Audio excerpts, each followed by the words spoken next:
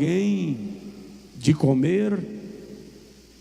Jesus lhes disse: a minha comida é fazer a vontade daquele que me enviou e realizar a sua obra. Não dizeis vós que ainda há 4 meses até que venha a ceifa? Eis que eu vos digo: levantai os vossos olhos e vede as terras, em algumas versões, os campos, que já estão brancos para a ceifa. E o que ceifa recebe galardão e ajunta fruto para a vida eterna, para que assim o que semeia como o que ceifa, ambos se regozijem. Porque nisso é verdadeiro o ditado: um é o que semeia e outro o que ceifa. Eu vos enviei a ceifar onde vós não trabalhastes. Outros trabalharam e vós entrastes no seu trabalho. Diga amém. Agora diga comigo assim: Senhor, eis-me aqui, envia-me a mim. Amém. Podem tomar o vosso assento, meus irmãos, e vamos refletir um pouco sobre a comissão de Jesus para a sua igreja. Vocês vão me ajudar a controlar o timbre e o ritmo, tá?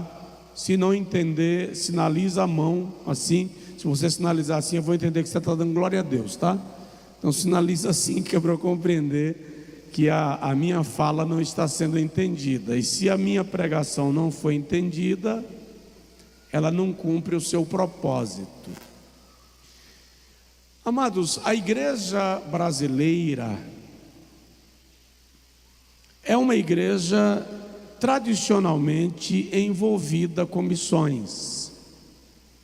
A Assembleia de Deus do Brasil, por sinal, é uma igreja que sempre se envolveu com a obra missionária, até porque nós somos resultado de missões.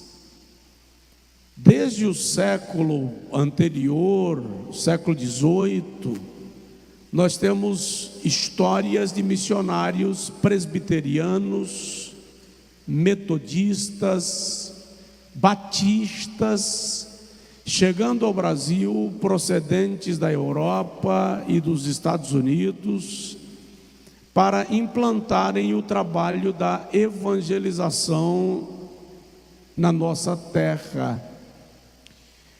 Na década de 80, quando eu ainda era uma criança, um adolescente, eu me lembro que a igreja pregava muito sobre esse assunto e fazia eventos diversos para isto, porque a igreja não entendia missões como um departamento, mas como um propósito. Toda a igreja precisa se envolver com a obra da evangelização. Você pode até argumentar que não tem o dom para alguma coisa no ambiente da igreja, mas jamais poderá dizer que não tem o dom de evangelizar, porque evangelizar não é dom, evangelizar é ordem. Jesus disse: ide por todo mundo, pregai o evangelho a toda criatura.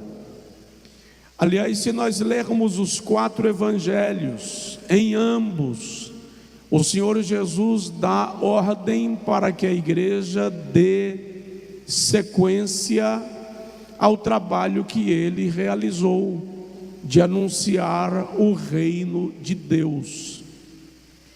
No texto que nós acabamos de ler, de João capítulo 4, nós encontramos um cenário muito interessante do ministério de Jesus, porquanto o seu nome se tornara afamado em toda a Judéia e Galiléia. Como os seus muitos milagres começaram a aparecer, os seus sermões começaram a agregar multidões. A perseguição, por consequência, também veio contra ele. É diante da perseguição que Jesus está sofrendo na Judéia, que o texto mostra para nós que ele decidiu ir para a Galiléia. E no versículo de número 4, o irmão encontra, quando a Bíblia Sagrada diz: era-lhe necessário passar por Samaria. A expressão de João, era-lhe necessário, não se deve a questões geográficas. Jesus tinha como sair da Judéia para a Galiléia sem passar por Samaria. Havia outro caminho, inclusive, segundo os estudiosos, um caminho menos hostil e menos difícil. Então, a expressão era-lhe necessário se deve ao projeto da salvação que ele veio para executar, que incluía também os samaritanos. Isto porque o Evangelho é poder de Deus para a salvação de todo aquele que crê. Em nenhum momento Deus planejou que o Evangelho fosse propriedade de um povo, de uma cultura, de uma denominação, de uma igreja. O Evangelho, na verdade, é transcultural. Ele é para todos os povos e é para alcançar todas as gentes. Não é por acaso que no Apocalipse, capítulo de número 5, a Bíblia diz que Jesus, com o seu sangue, comprou gente de todas as nações, tribos, línguas e etnias. Ou seja, o era-lhe necessário é porque cabia a ele alcançar também os samaritanos. Quando nós falamos de missões, e eu volto para o texto agora, nós entendemos a palavra, vem do grego apostelo, que dá a ideia de enviar. Ao folhearmos a Bíblia Sagrada, nós vamos observar que Deus é o maior idealizador de missões das páginas sagradas. Quando eu tive a oportunidade de ir para a faculdade teológica a primeira vez, lá nos anos 1992, e tem gente aqui que não era nem nascido ainda, eu tive um professor de missiologia. Ele havia feito missões na Tchecoslováquia. E a Tchecoslováquia, ou hoje República Tcheca, era uma nação que fazia parte das nações da famosa Cortina de Ferro. A pregação na Tchecoslováquia, se flagrada pelo sistema de governo, era punido com prisão e morte. Aquele professor dizia para nós com muita frequência: no dia que vocês quiserem imitar a Deus, a melhor maneira de fazê-lo é realizando missões, porque Deus é um Deus missionário. Quando nós vamos compreendendo e observando a Bíblia Sagrada, você percebe, por exemplo, em Gênesis 12, quando Deus tira Abrão da sua terra e diz para ele: sai da tua terra, do meio da tua parentela, para a terra que eu haverei de te mostrar, e eu engrandecerei o teu nome. Em todo lugar onde Abrão peregrinou, nas suas muitas peregrinações, ele foi tornando o nome do Deus dos hebreus conhecido. Chegamos ao Êxodo, quando o Senhor liberta o povo hebreu da casa da servidão no Egito. E o irmão vai observar que onde o povo de Israel passava indo a Canaã, o nome de Deus ia se tornando manifesto, de tal maneira que Raabe disse aos dois espias: toda a terra sabe que o vosso Deus é Deus, e que não há outro como Ele, e que ninguém pode vos resistir. Quando nós chegamos lá no segundo livro dos Reis, na casa de Naamã, a Bíblia fala de uma menina escrava, cativa de guerra, mas ela olha para a sua senhora e diz: quem dera que o meu senhor Naamã estivesse em Samaria, em Israel, diante do homem de Deus, e ele seria curado da sua lepra. Deus estava se fazendo conhecido ao longo da história.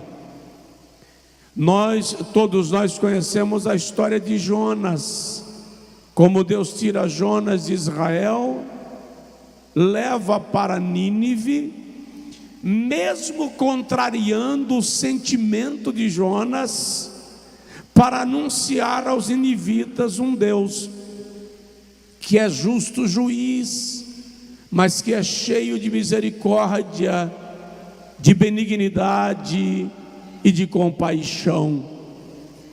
Chegando no Novo Testamento, nós temos Jesus. Jesus é o maior exemplo de missões de toda a Bíblia, porque Deus amou o mundo de tal maneira que deu o seu Filho unigênito, para que todo aquele que nele crer não pereça, mas tenha a vida eterna. Lucas capítulo 8, versículo 1 e 2 diz que ele andava por toda parte, de cidade em cidade e de aldeia em aldeia, anunciando o reino de Deus. Isto é evangelização, isso é missões. De tal modo que quando Lucas escreve sobre isso, relatando a presença de Pedro na casa de Cornélio, em Atos 10, 38, Lucas diz assim: Deus ungiu a Jesus de Nazaré com o Espírito Santo e com poder, o qual andou por toda parte, fazendo o bem e libertando a todos os oprimidos do diabo, porque Deus era com ele. Quando Jesus está prestes a ser assunto aos céus, ele reúne os seus discípulos e em Marcos capítulo 16, versículo 18, Mateus 28, 20, ele dá uma ordem: ide por todo o mundo, pregai o evangelho a toda criatura. Quem crer e for batizado será salvo, quem não crer será condenado. E é interessante, amada igreja, que o verbo ir, usado por Jesus em Marcos 16, é consenso entre os intérpretes. O verbo nesse texto tem caráter coativo, tem caráter imperativo, é uma ordem, não é uma opção, não é um luxo. Toda a igreja é ordenada a ir e pregar o Evangelho.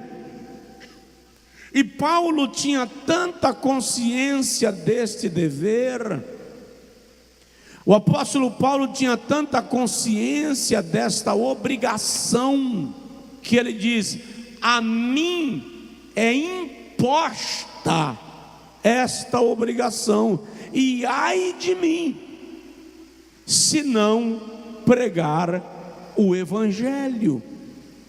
Nós não podemos perder a essência do propósito para o qual fomos estabelecidos como igreja. No texto que nós lemos, vou lhe contextualizar, Jesus está saindo da Judéia. Nos dias de Jesus, o território de Israel estava dividido em 3 regiões: Judéia, Galileia e Samaria. Esses 3 povos conviviam de maneira forçada, vamos dizer assim, mas não era pacífica. Judeus e galileus não tinham uma boa relação política, religiosa, social, econômica. Tanto é que quando Jesus chega em Jerusalém, alguns judeus vieram comentar com ele sobre os galileus que Pilatos havia mandado matar na frente do altar. E o texto mostra que eles vieram falar com Jesus meio que celebrando. Vocês conseguem me entender? Estão me entendendo? Meio que celebrando, tá? Os galileus, por sua vez, também não gostavam muito dos judeus, pois os judeus tinham um preconceito étnico muito aguçado em relação aos galileus. Os samaritanos, por sua vez, eram rejeitados tanto pelos judeus quanto pelos galileus. Então Jesus está saindo da Judéia, descendo para a Galileia, mas ele resolve passar em Samaria. Quando Jesus para em Samaria, ele manda os seus discípulos lhe comprarem comida. Os discípulos vão comprar o que comer. Jesus permanece à beira do poço de Jacó. Chega uma mulher samaritana, e a Bíblia diz que ela viera para tirar água do poço de Jacó. Este é um dos diálogos mais lindos das Sagradas Escrituras, porque Jesus se aproxima da mulher samaritana e diz para ela assim: me dá um pouco de água. A mulher olha para Jesus e diz: como pode tu, sendo judeu, dirigir-se a mim que sou samaritana? Alguém entende que aqui a mulher estava se humilhando: eu não sou digna de que fales comigo. Mas uma análise do contexto vai mostrar para nós que não. Os samaritanos se sentiam uma casta superior, uma etnia superior aos judeus. Então o que ela está dizendo é: como você, judeu, ousa dirigir a palavra a mim, que sou samaritana? Jesus olha para a mulher e diz: essa frase para mim é extraordinária, é uma das mais lindas do Evangelho. se tu soubesses quem é que fala contigo e te pede água, tu me pediria e eu te daria água viva. Aleluia. Então a mulher olha para ele e diz assim: tu não tens nem com que tirar. Jesus de novo olha para a mulher e diz: aquele que bebe desta água que tu estás tirando agora, tornará a ter sede. Mas aquele que beber da água que eu lhe der, nunca mais sede terá. Esse é um diálogo extraordinário de Jesus dentro de um campo missiológico.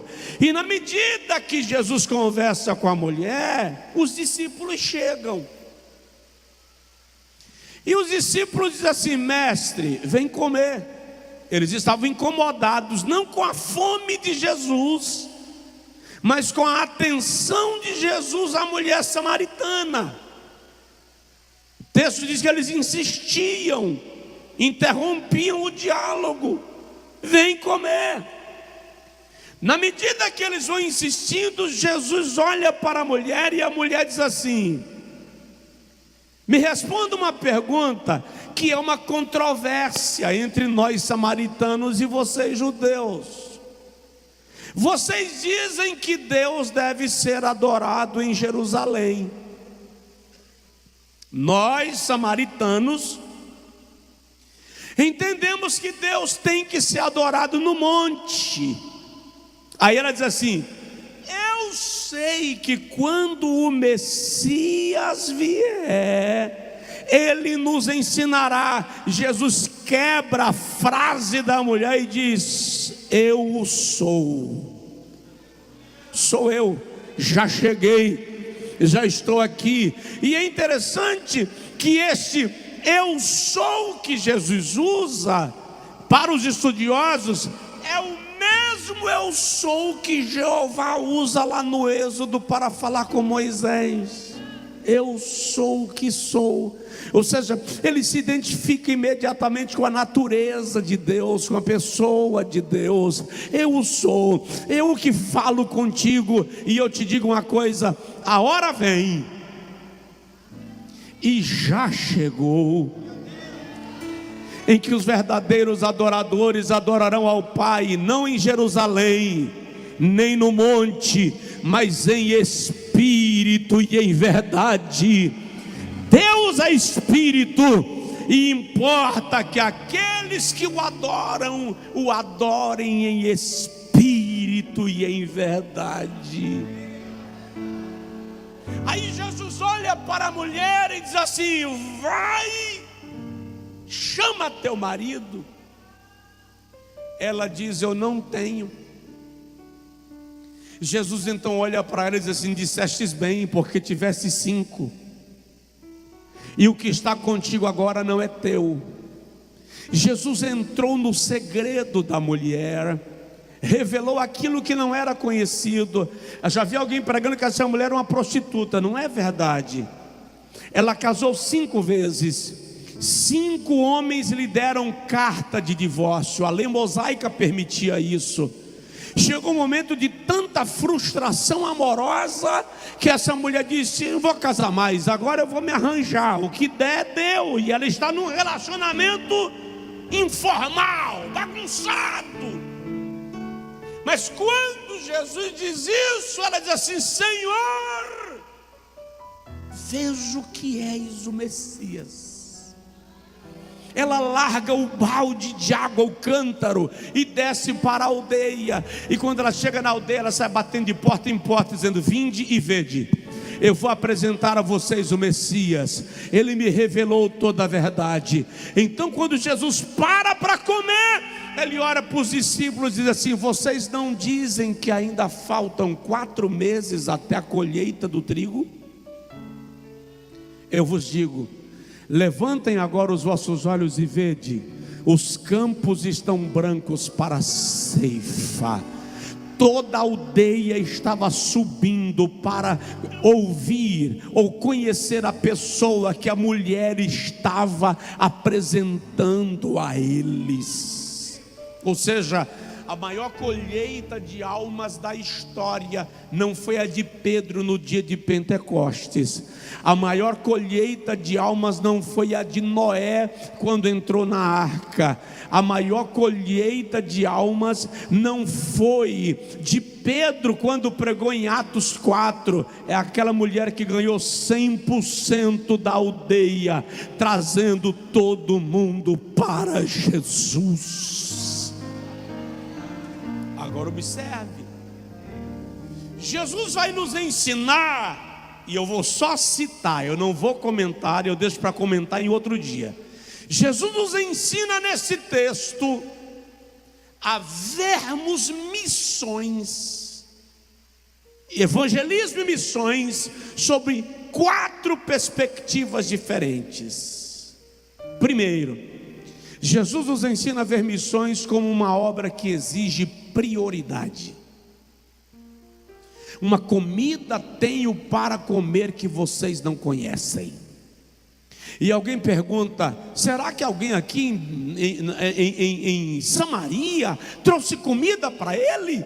Jesus diz: a minha comida é fazer a vontade daquele que me enviou e realizar a sua obra. O que Jesus está dizendo é que ganhar almas para o reino de Deus é mais importante do que o suprimento das suas necessidades mais básicas. Jesus está dizendo que é mais importante do que qualquer coisa aqui. Jesus está dizendo que a sua formatura pode esperar, que o seu doutorado pode esperar, que o seu mestrado pode esperar, que o seu sucesso pode esperar, mas um pecador que está descambando para a condenação eterna não tem tempo para deixar para depois. Então, evangelização é uma obra que exige prioridade. E eu preciso te perguntar: quais são as tuas prioridades? Segundo, Jesus nos ensina que a obra missionária é um desafio de cada oportunidade. Não dizeis vós que ainda há 4 meses até que venha a ceifa? Eu estou vos dizendo: levantai os vossos olhos, vede os campos, já estão brancos para a ceifa. Jesus está dizendo: enquanto vocês esperam para colher trigo, colham almas. É a mesma premissa de Mateus 4,19, quando ele olha para Pedro e João e diz: vinde após mim, e eu vos farei pescadores de homens. A proposta de Jesus é a mesma. Fazer a obra missionária é um desafio de cada momento. E incrível, há situações que não podem esperar para depois, é para hoje. Eu contei para os irmãos aqui não faz muito tempo da experiência de um pastor brasileiro que é pastor na Colômbia há mais de 40 anos, pastor José Satírio. E ele conta que anos antes de ir para a Colômbia, o Senhor falou com ele que iria enviá-lo para um país asiático chamado Butão. Só que Butão é um país ainda hoje extremamente fechado para a pregação. De repente, pastor Satírio recebe de Deus uma ordem para ir para a Colômbia, muito novo ainda, e ele fala com Deus: mas não era Butão? Por que o Senhor está me mandando para a Colômbia? É como se o Senhor dissesse a ele: o meu tempo você não entende, faz só o que eu estou te mandando. E ele foi para a Colômbia. E ele já era um dos pastores mais respeitados da Colômbia. Hoje ele é pastor de uma das maiores igrejas da Colômbia, na cidade de Cúcuta. É uma igreja muito próspera.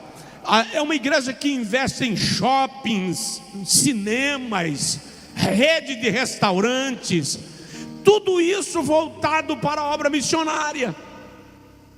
E ele estava construindo um templo para 5.000 pessoas em Cúcuta.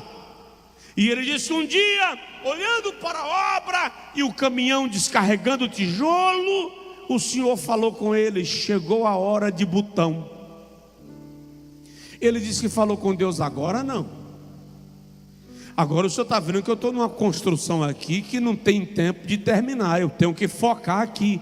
O Senhor foi e disse para ele: ô Satírio, eu não morri para você comprar tijolos, eu morri para salvar pecadores.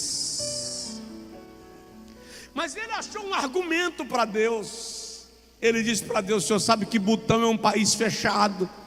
Na verdade, Butão só tem relação diplomática com China, Coreia do Norte e Taiwan, salvo engano. Aí o Senhor falou com ele: 2:30 da manhã, levante e acesse a internet. Quando foi 2:30 da manhã, ele levantou, acessou a internet. Lá está a notícia: Butão abriu relações diplomáticas. Já tinha com China, Coreia do Norte, Taiwan, salvo engano, não lembro o terceiro país. E aí abriu relação diplomática com mais 5 países, 4 na Ásia: Laos, Camboja e outros lá da região, e o 5º, Brasil. Aí o Senhor falou com ele: dá a entrada e pega teu visto. Ele tomou o voo, foi à embaixada, não lembro onde, pegou o visto para entrar em Butão. 24 horas depois de emitido o visto, Butão tira o Brasil das relações diplomáticas, mas ele já estava com o visto para entrar no país. Hoje, pastor José Satírio tem mais de 300 igrejas espalhadas pelo Butão, ganhando almas para Jesus, porque missões é o desafio de cada oportunidade. Tem oportunidade que Deus vai te dar para você falar de Jesus, que é hoje. Você não pode deixá-la passar. A porta se abriu.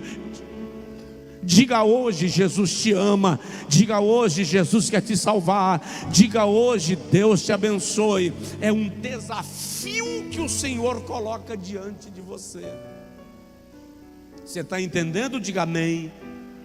Terceiro, Jesus nos ensina nesse texto que nós devemos ver missões com discernimento de utilidade.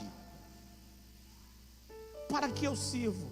Eu vos enviei para colher onde não semeastes. Um plantou, outro regou. O que o Senhor está nos ensinando nesse texto: um é o que semeia, outro é o que ceifa.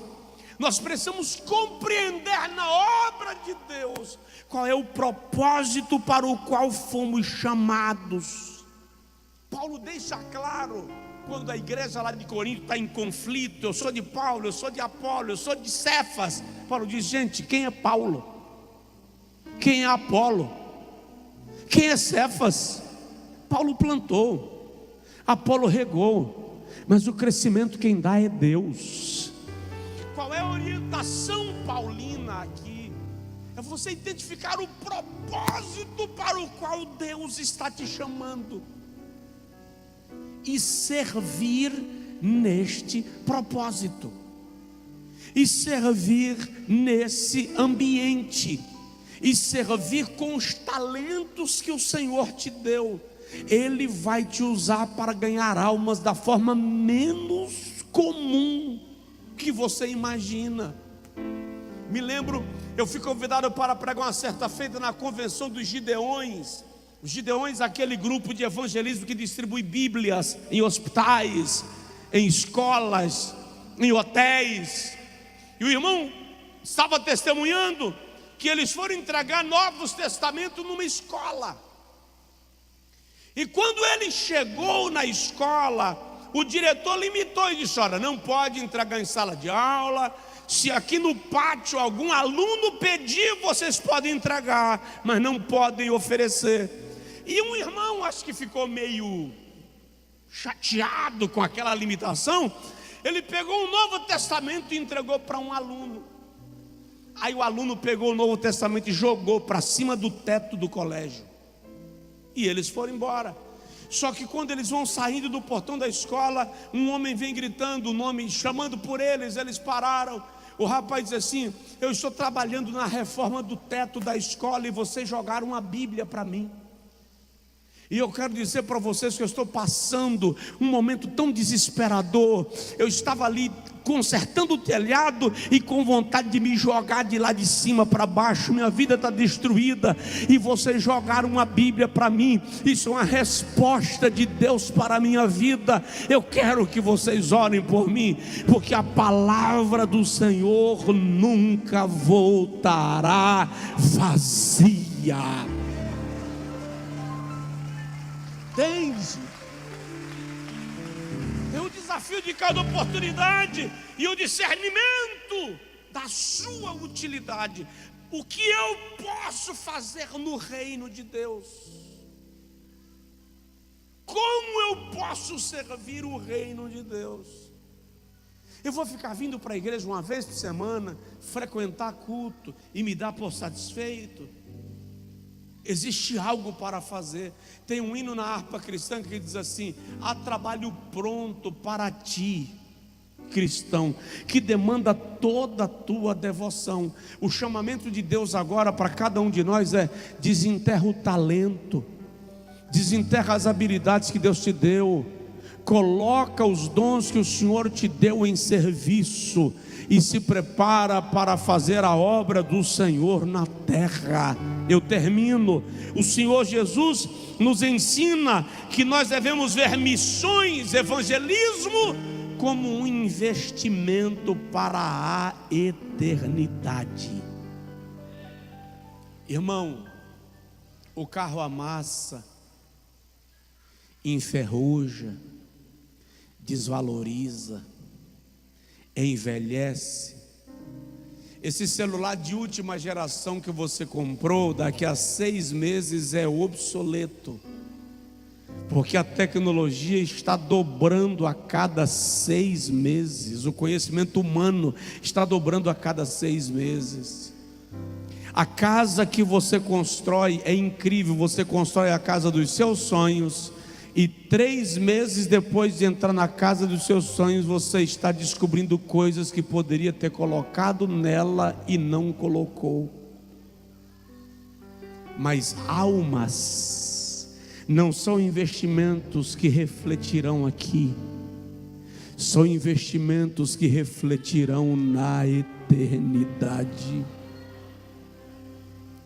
Esses dias, eu nem falei isso com meu pai ainda, eu estava pregando numa igreja lá em São Paulo, em Piraporinha. Chegou um rapaz e disse para mim assim: eu não lhe conheço, mas a minha mãe conhece o seu pai. Eu disse: ok, de onde? Ele disse: Cigana. Cigana é um povoado depois de Umbuzeiro, lá perto de Mundo Novo. O cara só vai na Cigana se tiver negócio. Mas o meu pai morava no Angico e saía de bicicleta na quarta-feira para dirigir culto em Laje, Cigana, Mucambo, Umbuzeiro, Alto Bonito, Cobé. Saía dia de quarta e só voltava domingo à tarde. Ele disse: a minha mãe aceitou a Jesus num dos cultos que seu pai dirigia lá na Cigana. Ela ainda mora lá, está bem velhinha. Hoje eu sou pastor aqui em São Paulo. Sou fruto do trabalho de evangelização que o seu pai realizou lá no sertão, na região do Uricuri. Ou seja, é um fruto que vai apresentar na eternidade. Tem gente que você ganha para Jesus que você nem sabe. E no dia da eternidade, Deus contabilizou.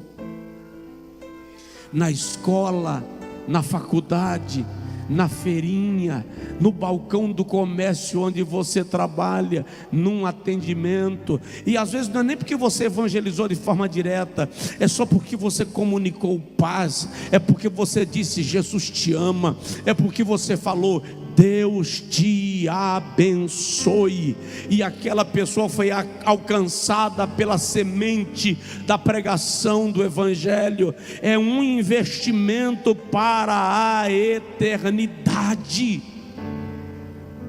Eu disse para os irmãos um dia desse aqui, eu saí uma certa feita e fui pregar em Ubaitaba, aqui no sul da Bahia, perto de Ilhéus. Cantor que ia para cantar não pôde vir, eu não sei a razão, também não perguntei. O fato é que o irmão me ligou desesperado, disse: pastor, vem me socorrer, vem aqui pregar no evento. Só que quando eu cheguei em Ubaitaba, irmão, tinha dado uma queda d'água, que a cidade estava alagada, tinha água cobrindo calçadas. O evento foi num clube, não foi quase ninguém, devia ter lá umas 30, 40 pessoas, sei lá. Vazio, vazio, vazio. Eu preguei, mas debaixo de muita chuva. E confesso para vocês, mas para que eu vim fazer aqui? Sair de Feira de Santana de carro para chegar ao Ubaitaba e encontrar uma queda d'água dessa, cidade alagada, ninguém veio para o culto. O que é que eu vim fazer aqui?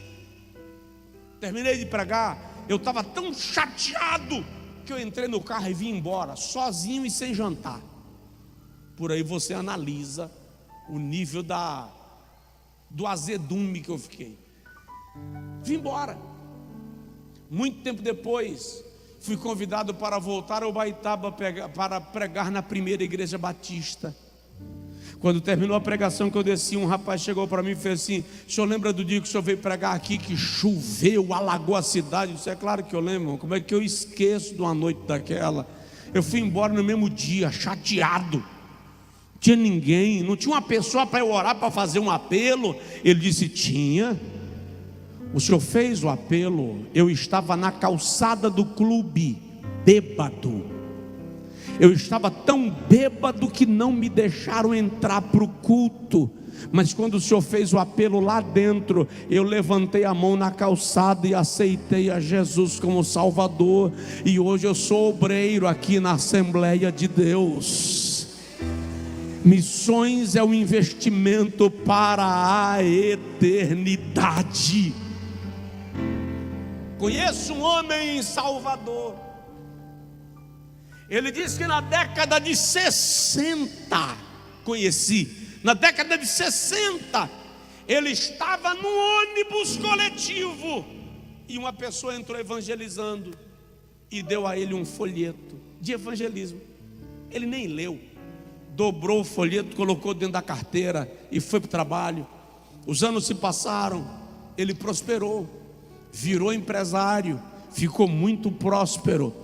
Mas numa das crises econômicas que houve no Brasil, ele faliu. Na sua falência, ele resolveu dar cabo da sua vida. E ele diz que entrou no quarto, na biblioteca, no escritório da casa, e começou desiludido, mexendo nas coisas apenas para rememorar alguns episódios da vida, e que estava decidido que iria cometer o autoextermínio. Aí ele encontrou lá no canto da estante uma pasta antiga dele. Ele tirou a pasta, encontrou alguns documentos velhos, encontrou uma carteira antiga, já esfarelando de ressecamento do couro. Ele meteu a mão dentro da carteira e puxou um papel dobrado. Quando ele tirou o papel, disse que o papel já estava rasgando, e ele foi desdobrando, e o título do folheto: você é importante para mim. E ele foi lendo o folheto, Jesus dizendo: você é importante para mim, por isso eu fiz isso por você.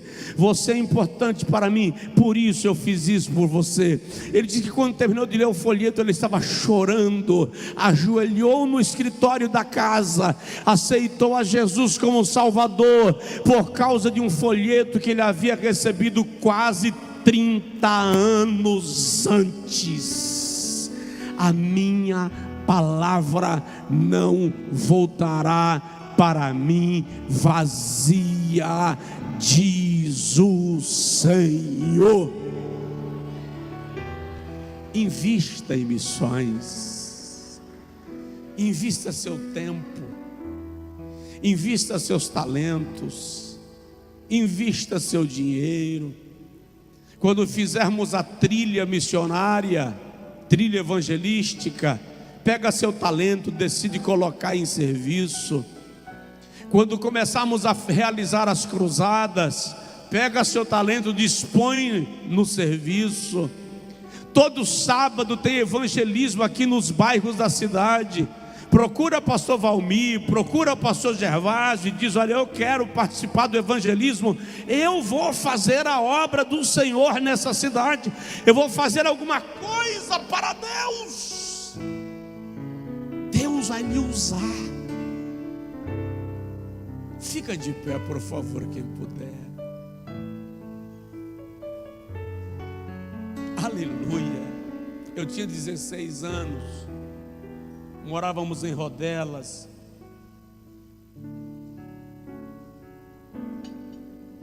Meu pai chegou num culto de Santa Ceia uma certa feita, que era aos sábados. Quem que aqui tem chamada para o ministério? Alguns irmãos levantaram a mão. Eu não levantei a minha, eu não tinha. Se eu tinha, eu não admitia. Quem queria ministério era outro, não eu, irmão. Está repreendido. Cada vez que minha mãe falava que eu ia ser pastor, eu murmurava, eu caía em pecado no ato. Vou levantar minha mão para chamada, nada. Quando meu pai perguntou, levantar a mão, aí disse: bom, irmãos, nós temos diversas agrovilas aqui na região que não tem igreja. Quem vai lá abrir igreja nas agrovilas? Não levantou uma mão. Chamada eu tenho, mas para ir, né, irmão? Quando eu fui no outro domingo, no outro sábado, eu peguei a bicicleta, amarrei o Aladim. Quem lembra de Aladim aqui? Candeeiro, né? O botijãozinho. Tem aquele troço de vidro que aquilo quebra com a facilidade que só o sangue de Jesus, porque não faz aquele negócio mais resistente. A camisa que era usada para acender o fogo ali, para acender o Aladim, peguei a camisa, coloquei no bolso do Aladim, amarrei o troço na garupa da bicicleta, joguei o violão nas costas. Meu pai perguntou: vai para onde? Eu disse: não é para ir abrir igreja na Agrovila? Vou dirigir em duas igrejas hoje. Vou abrir uma na Agrovila 7 e outra na Agrovila 8. E pedalei. Cheguei na Agrovila 7, dirigi um culto. Fui para a Agrovila 8. Pedi a uma senhora permissão para usar a calçada dela. A calçada era mais ou menos dessa altura. Era mais ou menos isso. Bati o violão, comecei a cantar. Uns camaradas chegaram lá no Opala, 4 portas, abriram. E um puxou assim a blusa, jogou para fora para mostrar que estava armado. É uma região de produção de maconha. Era conhecido na época como o polígono da maconha, por causa do Vale do São Francisco. Preguei, falei de Jesus, cantei, preguei, dirigi o culto, fiz a oração, toquei. Sabe o que era você fazer do primeiro ao último ato do culto? Quando eu terminei, que eu fiz o apelo, uma senhora veio entregando a vida a Jesus. Eu não sabia o que fazer, não tem igreja, como é que eu direciono ela? Aí eu estou amarrando o candeeiro, o Aladim na garupa da bicicleta. Um homem chegou em outra bicicleta, fez assim: ó, eu tenho 2 bar aqui na cidade, aqui na aldeia, e a minha mulher gostou das coisas que você falou aí. Se você prometer voltar, eu garanto fechar um bar e você faz virar uma igreja. Eu disse: próxima semana a gente vem para inaugurar a igreja. Cheguei em casa, falei com meu pai: ó, o homem fechou o bar, disse que vai servir o salão para virar a igreja. No outro sábado os crentes foram, inauguramos a igreja, que para a glória do nome de Jesus está aberta até hoje. Eu recebi um dia desse um vídeo daquela irmã dizendo: eu sou aquela senhora que aceitou a Jesus naquele culto.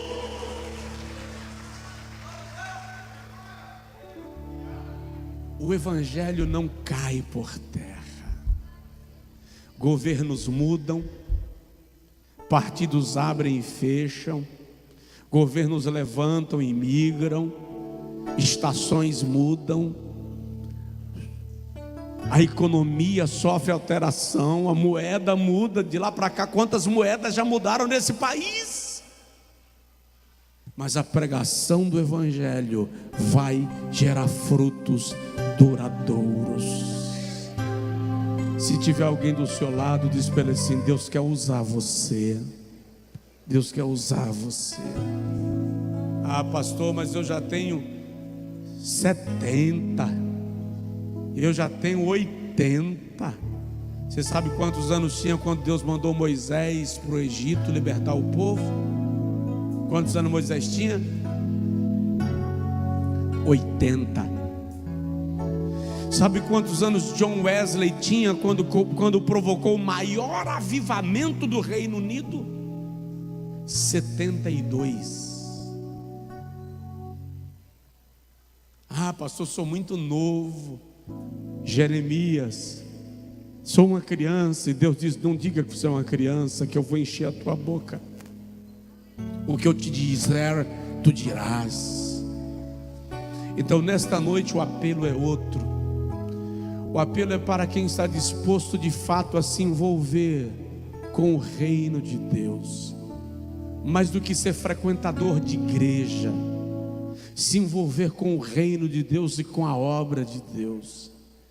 Você que está disposto a pegar seus filhos e dizer: Senhor, usa os meus filhos, eu os entrego ao Senhor. Faça essa oração agora. Se você quiser vir à frente, venha receber a oração entregando a Jesus sua vida. Jovem adolescente, adolescentes, jovens, hora de entregar a sua vida a Deus, para Deus lhe usar de maneira poderosa. Ah, pastor, meu sonho é a faculdade. E quem diz que a faculdade impede a entrega para o reino de Deus? Quem disse que impede a sua rendição ao Senhor? Lembro que uns anos atrás uma moça chegou para mim aqui e disse assim: pastor, foi antes da gente mudar de endereço, voltar para cá, e ela disse assim: pastor, eu tenho chamada para missões, eu quero que a minha igreja me envie para missões. Eu disse: maravilha, será enviada. Já foi para a faculdade?